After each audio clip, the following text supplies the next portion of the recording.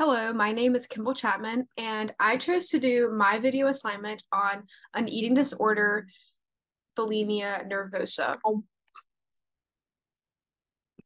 What is bulimia nervosa? Bulimia nervosa is a type of eating disorder characterized by binge purge cycles. A binge purge cycle starts off by eating a lot of food, which is a binge episode, usually in a short period of time. With bulimia, this binge is followed by a purge. There are two types of bulimia, and the difference is between the different types of purges. There's non-purging and then purging. Non-purging, the purge episode of the part of the binge purge cycle is done through intense exercise or withholding food for an extended period of time after the binge. In the purging bulimia nervosa, it is done through laxatives and throwing up, which is the most common form of bulimia that we hear about. Who is at risk for bulimia nervosa? Most commonly, people assume females are most at risk for bulimia, which is true. They are most at risk. However, males still struggle with this eating disorder. Females usually struggle in their early teen years during onset puberty, when they are developing, potentially gaining weight, and they will go to any length to be skinnier. Athletes, specifically mainly female athletes, but male athletes as well, can struggle with bulimia through pressure from coaches, through pressure from their teammates. I was a cheerleader. There was a lot of pressure to be as skinny as possible, and athletes do struggle with this. There's also family history being taught when you're younger, potentially not even taught through words, but just learning through actions, that things like bulimia are okay. And then you develop that in your early teens, adulthood.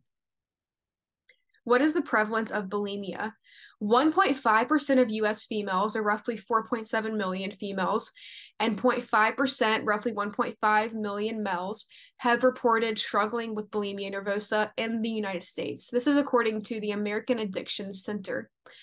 I would argue that this number is definitely higher. I think there's a lot of shame surrounding bulimia, and people either are afraid to admit that they have a problem, they're afraid to say something. I do think that number is higher. What are the health complications with bulimia nervosa? A lot of the complications come from throwing up. You can have damage to your esophageal lining, damage to your teeth, to your gums, stomach ulcers.